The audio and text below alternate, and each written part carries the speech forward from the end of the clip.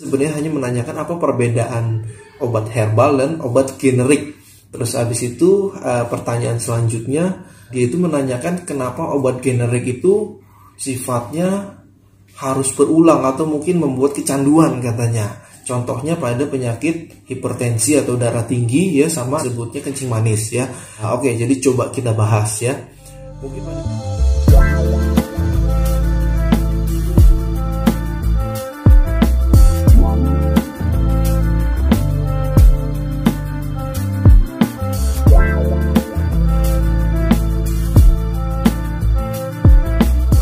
kembali lagi dengan saya Dr. Ivan di channel Curhat Sehat. Pada kesempatan kali ini kita akan mencoba membahas mengenai salah satu pertanyaan yang saya dapatkan ya di salah satu konsultasi bersama dokter online. Pertanyaan itu pokoknya sih sebenarnya hanya menanyakan apa perbedaan obat herbal dan obat generik. Terus habis itu pertanyaan selanjutnya dia itu menanyakan kenapa obat generik itu sifatnya harus berulang atau mungkin membuat kecanduan katanya. Contohnya pada penyakit hipertensi atau darah tinggi ya, sama sebutnya kencing manis ya. Oke, jadi coba kita bahas ya. Mungkin pada pertanyaan yang pertama atau mungkin pertanyaan pokoknya dulu. Jadi yang kita sebut atau mungkin saya pahami mengenai masing-masing perbedaan obat ya, itu seperti ini. Yang namanya obat herbal adalah segala sesuatu yang sifatnya natural atau alami ya, yang pada pengkonsumsiannya itu dipercaya memiliki khasiat untuk menangani atau memberikan penyembuhan pada salah satu penyakit ya. Tetapi sifatnya ini baru dipercayai atau mungkin saya anggap belum ada bukti nyata secara penelitiannya ya. Obat herbal itu contohnya biasanya orang menyebutnya timun untuk mengurangi darah tinggi, terus habis itu seledri atau mungkin sari kurma untuk meningkatkan stamina, atau mungkin jahe-jahean itu untuk mencegah masuk angin ya. Jadi itu merupakan beberapa obat yang kita anggap sebagai obat herbal atau mungkin yang sifatnya natural atau mungkin alami dan dikonsumsi dengan tujuan untuk menyembuhkan dan dipercaya bisa menyembuhkan walaupun belum ada bukti nyata. Tetapi yang saya ingatkan bahwa ini tidak dibantah ya, hanya belum ada bukti untuk penyembuhannya saja.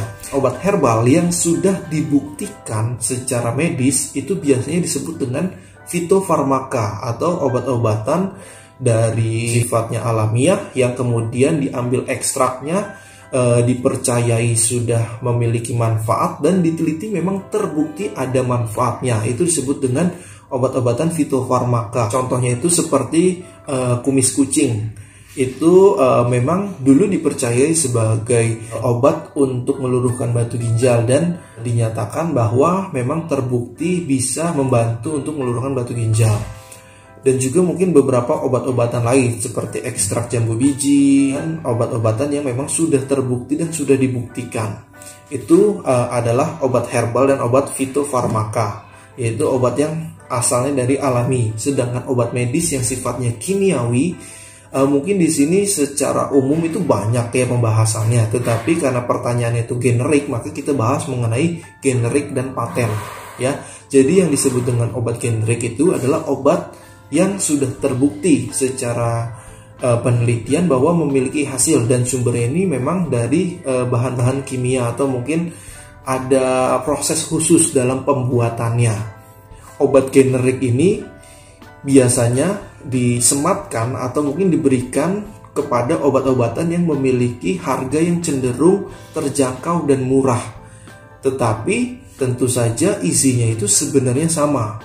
Sedangkan lawan dari obat generik itu biasanya adalah obat paten, di mana obat paten ini obat yang sama ya, yang secara kimia memiliki manfaat dan fungsi dalam menyembuhkan, tetapi memiliki harga yang cenderung lebih mahal atau mungkin dianggap memiliki merek tersendiri ya, itu disebut dengan obat paten. Dan itu beberapa pembahasan singkat mengenai pertanyaan pokok dari user ini ya, antara obat herbal, fitofarmaka, obat medis atau obat kimia ya, baik itu yang paten ataupun generik. Silahkan disanggah atau mungkin silahkan dikoreksi jika memang saya salah. Dan pertanyaan berikutnya itu dikatakan kenapa obat generik ini sifatnya seperti membuat candu, contohnya pada darah tinggi atau mungkin penyakit diabetes atau mungkin kencing manis ya.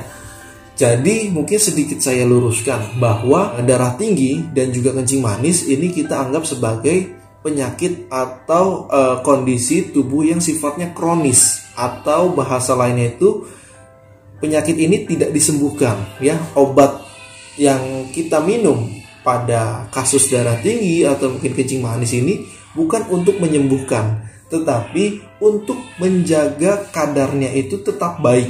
Contohnya pada kencing manis, maka obat-obatan yang dikonsumsi atau mungkin obat-obatan yang digunakan, baik itu obat minum, obat suntik ya, itu bukan untuk menyembuhkan secara total dan suatu saat berhenti total. Tetapi kalau misalnya memang sudah dinyatakan kencing manis, biasanya obat-obatan ini sifatnya untuk menjaga kadar gula. Walaupun nanti ketika memang kadar gula itu stabil dan bagus, dan ternyata fungsi dari pembentuk insulin itu ideal atau optimal, ada pertimbangan untuk lepas obat dan juga diatur pola makan. Tetapi tentu saja treatment ini tidak berhenti, tetapi tetap dijaga. Begitu juga dengan darah tinggi, ketika kita mengkonsumsinya itu untuk menjaga kadarnya itu tetap normal atau tetap standar. Karena apa? Ketika darah tinggi ini dibiarkan, mungkin dalam waktu sehari 2 hari itu tidak ada masalah, dan mungkin bagi mereka yang terbiasa itu tidak ada keluhan. Tetapi ketika dibiarkan selama bertahun-tahun, maka hal ini, baik itu darah tinggi atau mungkin baik itu kencing manis, itu tuh efeknya atau mungkin komplikasinya itu sangat banyak sekali.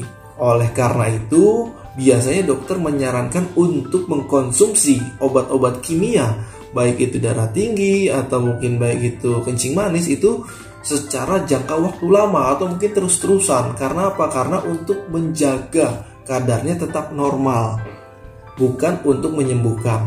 Dan kenapa pada obat-obatan ini banyak yang generik sehingga user bertanya bahwa obat generik membuat candu?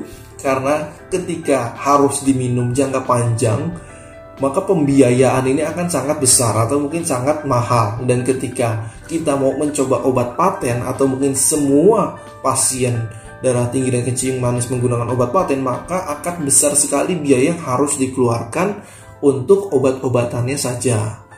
Jadi itu yang ingin saya luruskan mengenai konsumsi obat-obatan pada penderita darah tinggi dan penderita kencing manis atau penyakit kronik lainnya ya. Semoga bermanfaat dan silahkan di like dan share kepada teman-teman atau mungkin keluarga yang membutuhkan ini. Karena apa? Karena banyak di luaran sana yang mindsetnya itu kurang benar ya, ketika sakit atau ketika ada gejala minum obat, tetapi ketika merasa segar atau mungkin merasa enakan, itu obatnya tidak diminum lagi, dan itu kondisinya tidak baik untuk jangka panjang. Sehingga itulah pembahasan yang saya berikan. Jangan segan untuk mengkoreksi saya atau mungkin ingin berdiskusi dan ingin bertanya, silahkan dituliskan di kolom komentar dengan baik. Dan semoga informasi ini bisa memberikan manfaat bagi banyak orang. Wabillahi taufiq walhidayah. Wassalamualaikum warahmatullahi wabarakatuh.